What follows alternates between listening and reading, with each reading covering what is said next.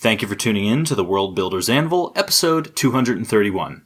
Since Jeff stomped over my intro last time, I get to steal his intro this time. This week, we will be doing the deep dive on death rights.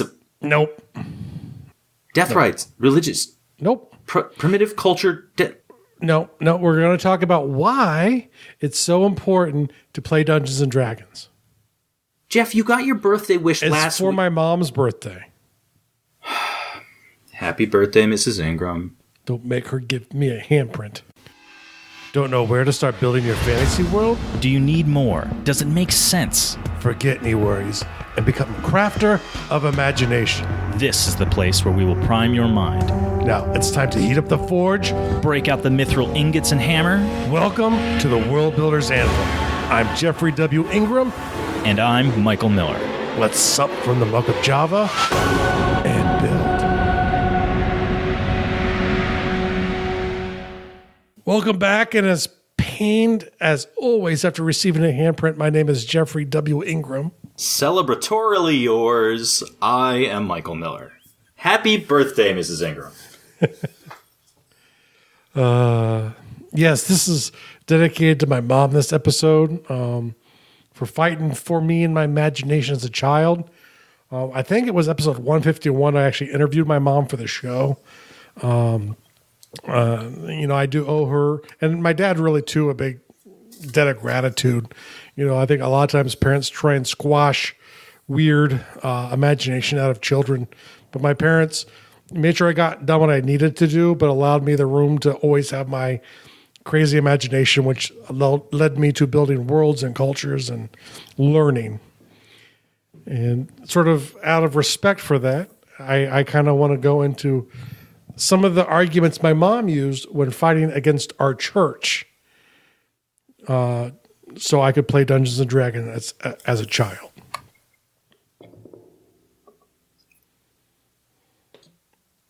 The thing that I immediately think of when you say this is we actually have a mutual friend whose father is a I forgot about that. Baptist? Are they Baptist or?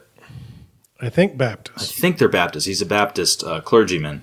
I don't know if it's a pastor or I think it's pastor. I think they call it a pastor.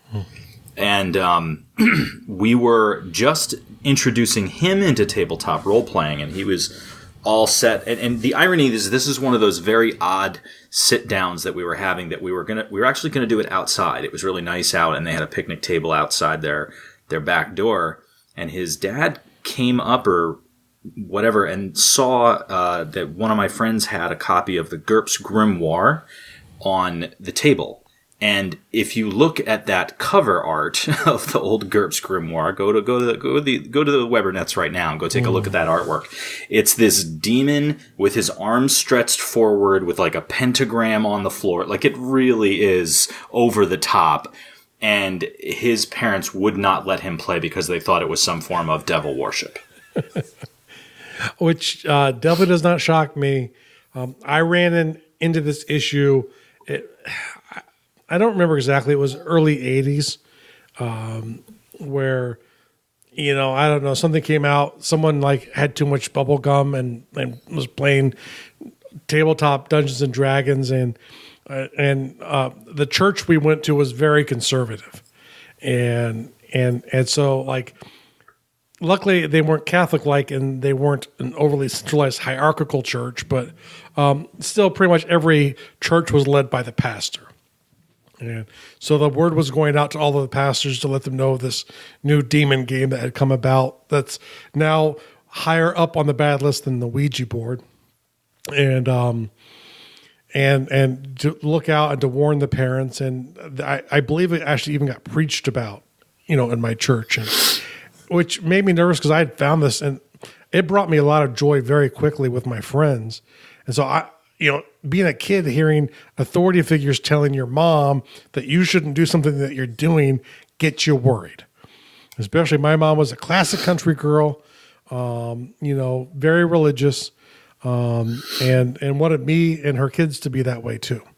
And so I thought it was done. It was like one of those things where you sit there in the pew, your head's a little bit bowed low, And you're like, well, it was fun while it lasted for all that time. And my mom didn't say nothing to me. And I went to Christian day school at the time, which helps reinforce the level of danger I, thought I was in. And so I must have been in like the 4th grade and maybe a little bit older. I don't know. But I have no idea how old I was or when I was. I don't know. I have to go back into Michael's time machine to find out at some point. Which one? The 3rd one. The 3rd. Okay, yeah, that one's pretty reliable. Yeah. Not the 7th one. No. Well, I like the 7th one because it can jump a lot further. I mean, if you're just going to go back into the 80s, the 3rd one will do fine. But if you want to go back like a couple of 100 years, the 7th one's the way to go. But the problem is with the 7th one, though, is like that couple 100 years, it's off whenever you land. It can be. Yeah, I know. That's why you kind of have to.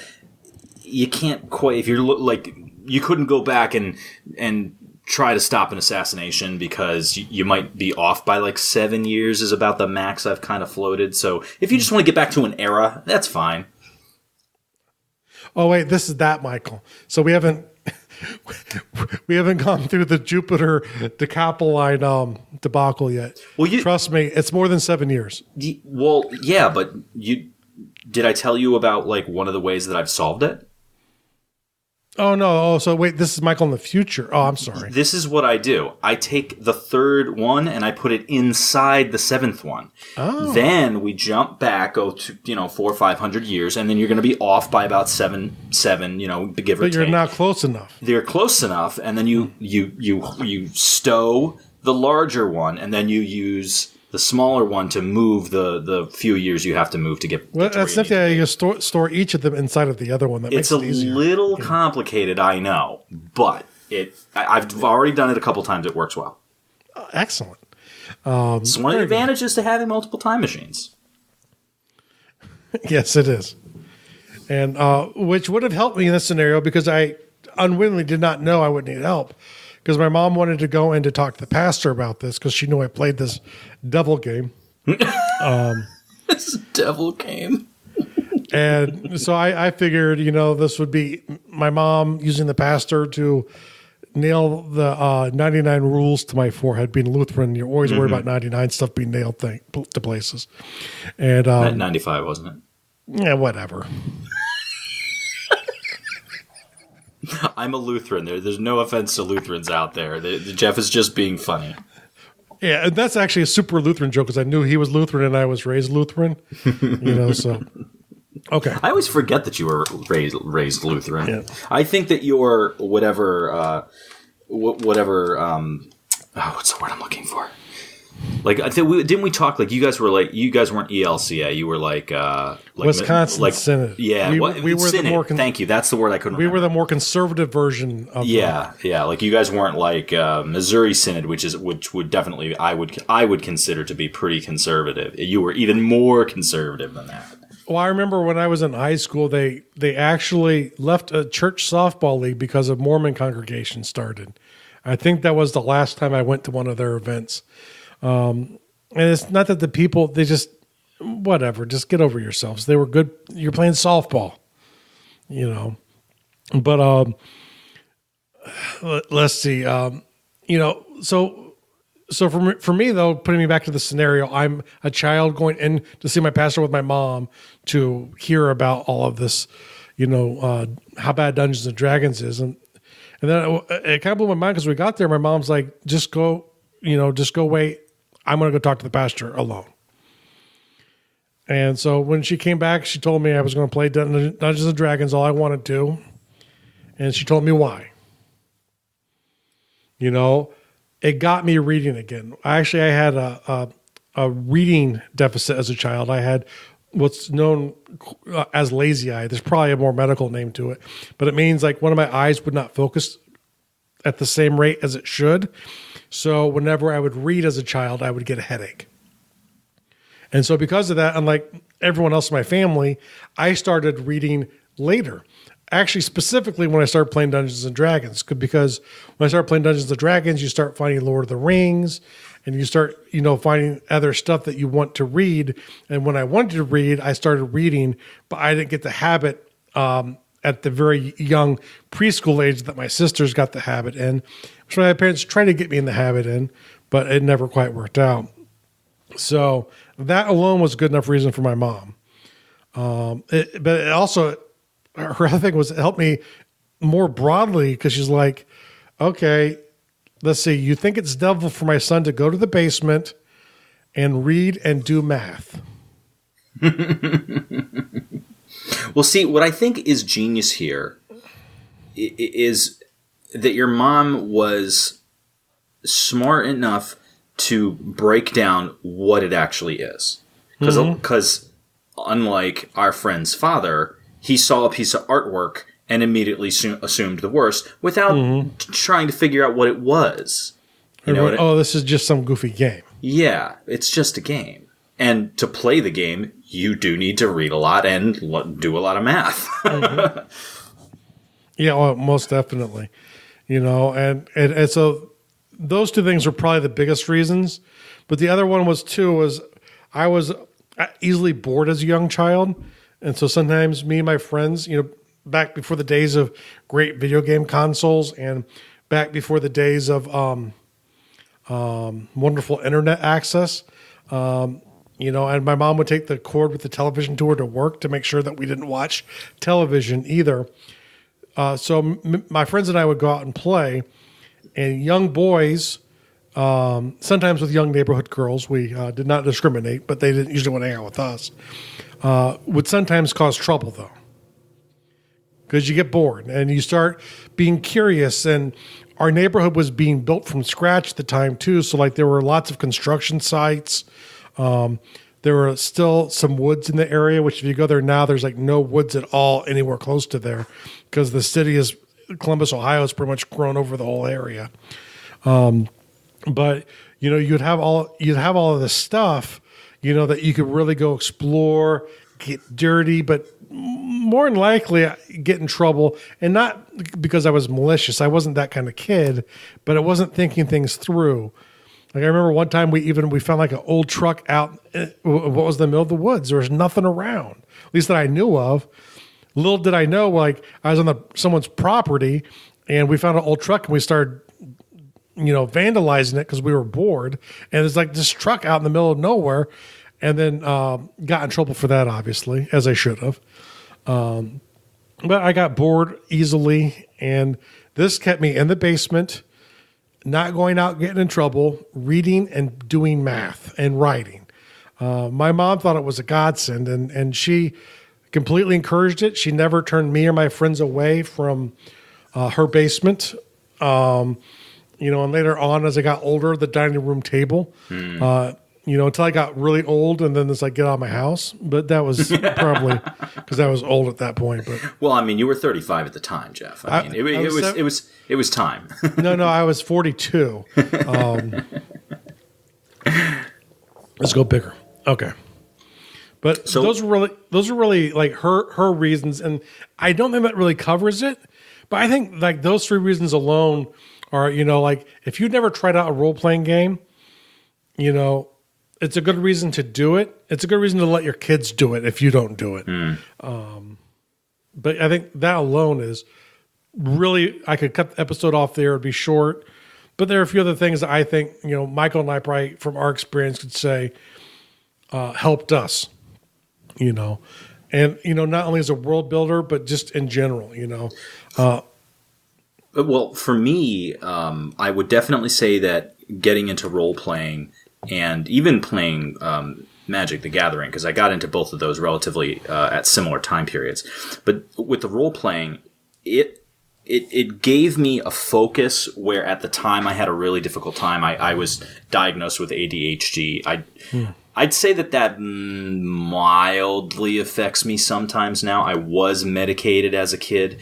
At the time, I felt medication, looking back, was definitely necessary. It helped me focus better in school. But it was very hard for me to stick with something like any sort of task that I had to sit down and read and stick to it. Whereas when I got into the role playing, and then I started to create my own Shadowrun thing, or if I was making characters, I could focus on that. Like, it was a task that I was interested enough in that I didn't mind flipping through 5 different books to hunt down the best skill for this character and read how many prerequisites do I need to make this work, and I got to get this done. And like I would write all this stuff out that I would never spend that much time on a school project because I just didn't have the interest or the drive. Whereas this was something that gave me an interest and a focus, and it thus helped me develop the ability to research something, the ability to just sit and read a task, you know. And I got better into reading also. But I would also say that my reading also, comic books was a big help there too. Yeah. I have to say, I didn't add that to my list, but focus is truthfully one for me too. I've always kind of struggled, and people would be amazed, like, you know, you struggle to stay on one topic, you know, for more than 15 minutes. And part of it's being a young boy, and part of it then can rise to a level of a disease. But like I've really, up until probably the last couple of years, really would struggle to focus for a really long time on anything. Luckily, the work I chose kind of allowed me to kind of go off in different directions. But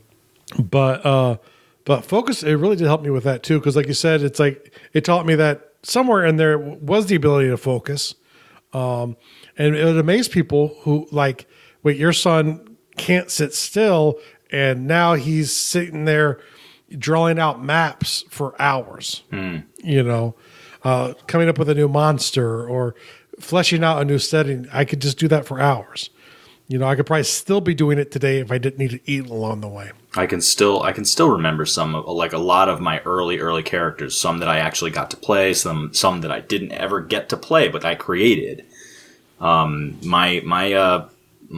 To this day, my Xbox Live handle is the name of my very first role-playing character. Juicy Girl? Was that it? Yeah, it was Juicy Butts 69. Okay. I don't know why I added the 69. I was ahead of my time. Yeah, that's right. Before it was cool. Why is there a number after your character name on the sheet here? I don't know. It just works for it. It just seems like I'll need that someday. License. Luckily, Michael was the first person to put in the name, or he probably couldn't have got the 69 attached to it anyway. Right. Okay. Now, for me, you know, it's like I end up going into IT and industrial engineering, which are types of jobs that like take extreme creativity to solve problems. At least the type of work I did within them. And I do really credit, like, especially the world building side, but playing these games and world building within them really helped hone my creativity to when I'm on the job, I can abstract things really well. Sometimes so well, I don't realize other people can't do it as well as I can, where I can see widgets within things and I don't, and to me, a lot of the details become window dressing. I do the same thing at work too. Where I'll have to draw something out for some people. I'll be like, no, you're not following. This is what I mean. I follow you, but here's why this will work better. Yes, and which is extremely useful in pretty much any job. Teamwork. I mean, I think the biggest thing you learn at a game table is teamwork, and even with people you don't like. You know what? I wouldn't have thought of that, but that's important too. Because in work situations, there's always going to be time where you have to work with people that you don't like. And there have been many games that I have had to play, and there's like one person at the table that is just not your favorite person, but they're part of the party. So you gotta, grin and bear it. You gotta work together and collaborate to get to that goal. Yeah. My biggest thing at a gaming table is metagamers and power gamers. I'm just not a fan. I knew you were going to say that. I'm not a fan. I really don't think that belongs at a game table. For me, it was always rule lawyers. I was always a little bit more light and loose in the rules to, I always kind of put story first.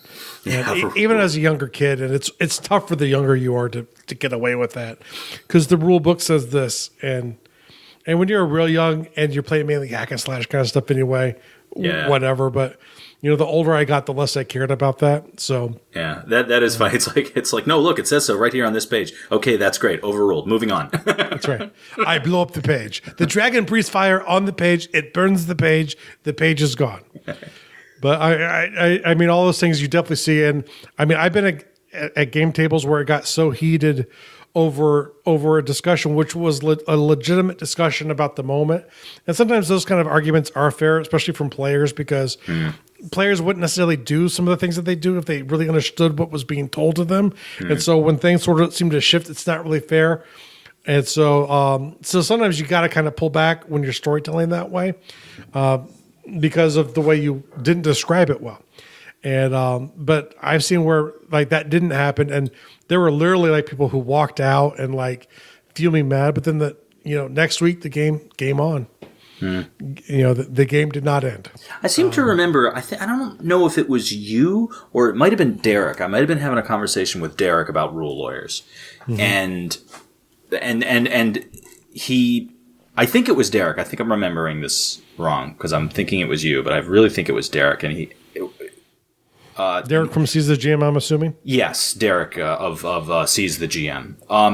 I think it was him, where he was defending rule lawyers, and he I can't remember the full argument, but he put it out there in a way that I empathized, like I understood. And he goes, no. He's like, that rule lawyers are still like there's a place for that at the table. I'm like, really? I'm like, shouldn't the game and everybody's time and the story be above the rule? And he's like, well, that's how I feel about it. But he's like, it's not up to me to decide what is the most fun for someone else. And and there are some people that their fun is making all the rules work. So they basically had something where it literally deviated for 2 hours to pull out all these books and justify all these rulings and make all this stuff work. And I'm like, see, that would anger me. Like, that would be, that's a complete waste, because you're not wasting 2 hours. You're wasting 2 hours times every person at the table. If there's 5 people at the table, you're wasting 10 hours. Where so, I don't necessarily disagree with what Derek was saying. Like I said, I could definitely empathize with it. I definitely would have never given that defense myself. but he put out a really cool perspective on it, and his solution was, if a given thing is going to take a bunch of that sort of, research and disrupt the game, then it becomes a side thing. So you keep going and you keep playing, but you have that as a side thing going on, and it can come back and still affect, occurrences. So. Okay, so how much damage does that 120 millimeter tank shell cause to your head? Yeah, right. Okay. You're just like, you want to solve all the problems with hammer and violence. You're just like, oh wait, it doesn't fit. I'm just going to hammer it into place. You're slowing the game down. I want the party to go this way. And since I'm the GM, a dragon comes in and drops a boulder on your head, then lights the boulder on fire. It's going to be horrible and hot and burny, flyery death. All right, moving on. Moving on. Okay, so we're done with teamwork. It leads to another one. And this definitely comes more from the perspective of being a game master. As a player, I never got into the leadership side of stuff. That wasn't the kind of characters I like to play. I like to play the kind of characters that people are always watching because they don't trust us. But you do get a side of leadership as a skill you have to learn as a game master. You have to be able to deal with the different types of personalities at the table and sort of bring it together and keep the ship moving in the direction of your vision, which is the story. And it's definitely, a skill that you can learn and get better at. And a great way to do it is running a table with a bunch of people who have different personalities, who don't necessarily work together very well. And it was fun because, like, one thing, like, as in the service game mastery, it was a little bit easier because I knew, like, if I threw an engagement in, like, I could get everyone at the table. I could play into, it was like reverse metagaming as a game master. They would naturally use the tactical minds and fall into the position of a soldier and go, my job is this, my job is that, my job is this. And you'd see teamwork instantly come up. But, if you get away from like non-trained soldiers, that would usually be a way to destroy a party. If they're bickering or arguing and you bring in something to kill them, they usually just get killed. So that doesn't necessarily work in all scenarios, but you have to learn how to develop a leadership style to deal with the rules lawyers and to deal with the metagamers and the power gamers, and pull it all together so you could put together a product that people enjoy doing, to the point where it's like, and you must have been at this game. I had one game where I think I must have had 10 or 15 people at the damn table. It was insane.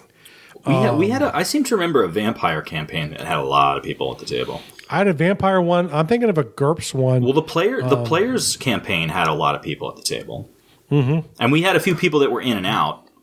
Yeah. And I think that might be the one I was thinking of, where it would get up to, and some people couldn't do it every week until I killed everyone in the whole party. And actually, we didn't. That game just kind of ended.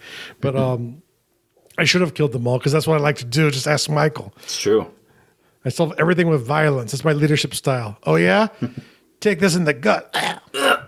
And you die. Roll a new character out. What? But, and really, it's like, and that's where people sometimes get confused in these things are, it's kind of like a video game where, people sometimes from the outside looking in, they see the trappings, the window dressing on the game. They don't realize what's happening. It's people are working to come up with solutions to really complicated problems with a limited amount of information, which gives them all of these other skills, which leads me to my next thing.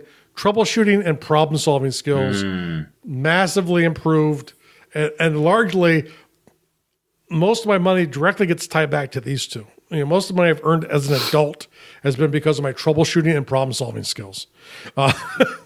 So thank you for my income, Dungeons and Dragons. I would definitely say that a lot of my income is problem-solving and troubleshooting as well. And the last thing is, there's no better way to improve your storytelling skills than to sit down with people at the table and get the reaction as you're going to delivering a story. If you want to know whether or not you can deliver a story, you run a game. Can I even simplify that? Mm-hmm. If you want to become a good storyteller, tell stories. Oh, yeah. You'll definitely improve no matter what. But I'm saying when you have the feedback right in front of you, rolling their eyes, punching you in the gut sometimes, literally just holding you down and beating you because you didn't do a scene correctly. No, I'm joking about that. Getting mad when characters get killed, or if characters miss an opportunity they had been waiting for. What would really blow my mind was, like you said, the players game, where it's like everyone had constructed a character in such a way that they were completely averse to any kind of adventuring.